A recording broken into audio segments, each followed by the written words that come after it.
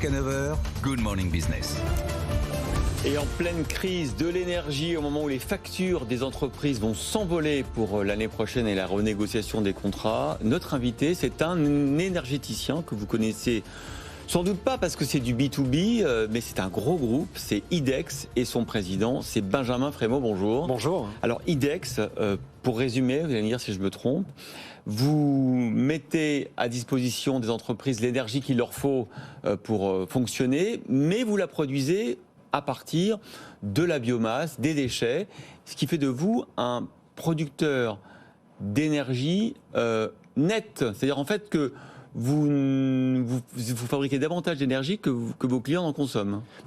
Notre métier, c'est effectivement de fournir à des industriels ou à des propriétaires de bâtiments, de logements, l'énergie qu'il leur faut pour fonctionner. Donc soit de la chaleur, à partir de nos réseaux de chaleur, on fournit cette énergie la plupart du temps décarbonée dans les logements, les bâtiments.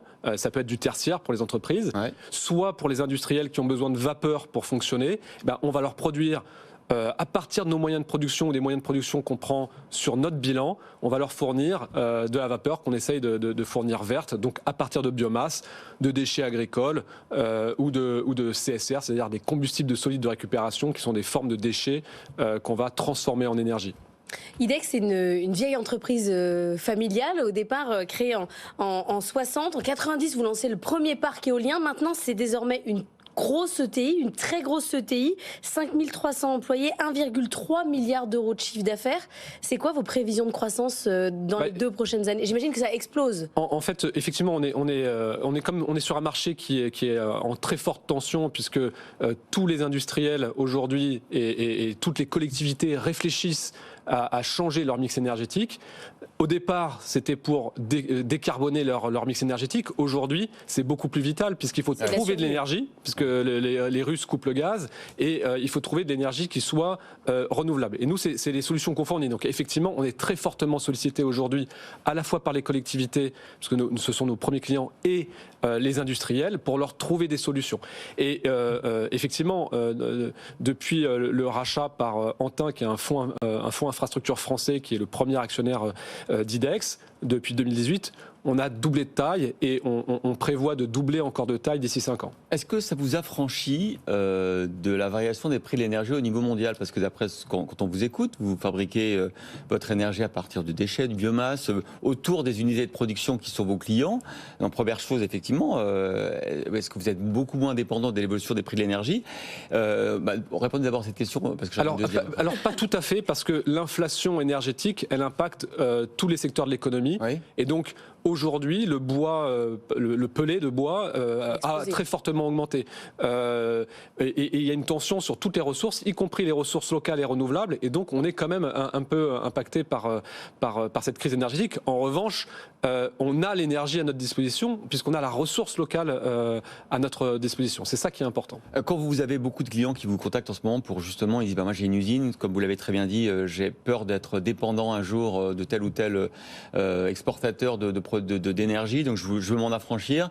Est-ce qu'on trouve toujours des ressources locales autour de l'usine qui vont permettre de produire l'énergie? Il y a des choses très simples à faire, et on a développé ce business il y a peu de temps, et ça marche très fort. C'est tout ce qui est solaire photovoltaïque. Ça ne va pas représenter une part très importante de la consommation électrique des industriels concernés, mais lorsque vous avez du foncier ou des délaissés à côté de votre usine, ou ne serait-ce qu'un parking ou des toitures adaptées, vous pouvez poser des panneaux solaires sur le site, et immédiatement ça va vous faire baisser votre facture d'électricité.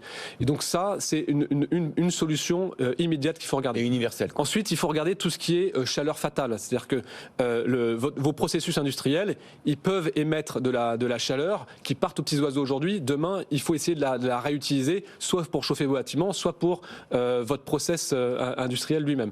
Et puis ensuite, il y a des solutions donc beaucoup plus structurantes, mais ça prend aussi un peu plus de temps à mettre en place, qui sont la construction de centrales biomasse, donc de pour produire de la vapeur verte. Ça, c'est des solutions, j'ai envie de dire, c'est court terme à l'échelle de la vie d'un industriel, mais ça va pas se faire en 3 mois. Et donc, pour passer l'hiver, ce sera pas nécessairement la solution. En revanche, je pense que les industriels et les collectivités sont dans la même situation, prennent conscience avec la crise énergétique qui nous frappe que on ne peut pas se contenter de l'option la moins chère, à savoir le gaz, jusqu'à il y a peu de temps. Il faut bien comprendre que les prix ont explosé sur le marché. Le gaz est passé à peu près 20 € du mégawattheure en moyenne ces dernières années, à plus de 300 pour cet hiver. C'est délirant. L'électricité a fait un bond encore supérieur. Puisqu'on parle de 30, 200 € le mégawattheure, chez vous, en moyenne, l'électricité, elle a combien? L'énergie, pardon. Effectivement, ça va dépendre de chaque type d'énergie, mais on va être en dessous de 100 € du mégawattheure. C'est bien. Donc, quand même. Pour les ménages, on est très en dessous et on est aidé par l'ADEME qui cofinance nos projets, mais les industriels sont aussi financés par l'ADEME. Et si j'ai un appel à faire aujourd'hui au gouvernement, l'ADEME, c'est 300 à 500 millions d'euros par an pour aider les collectivités et les industriels à se décarboner. Le bouclier tarifaire qui vient boucher un petit peu un trou de manière conjoncturelle, c'est 30 milliards. C'est 100 fois plus. Si on veut aider l'économie à se décarboner de manière structurelle, il faut absolument augmenter les moyens qui permettront aux industriels et aux collectivités de se décarboner de manière durable et de se passer de la ressource gaz et notamment du gaz russe. C'est un peu la bataille du court terme contre le long terme. Exactement. Juste un mot sur vous avant de terminer, Benjamin Frémaux. Vous avez fait Polytechnique, ingénieur du corps des mines. Vous avez conseillé Christine Lagarde sur l'énergie. Vous ne serez pas le prochain directeur, le président d'EDF. Ça sera pour le coup d'après. Ou celui d'encore après. Je pense que c'est un job de moine soldat pré-retraité. Ce ne sera pas pour moi à court terme.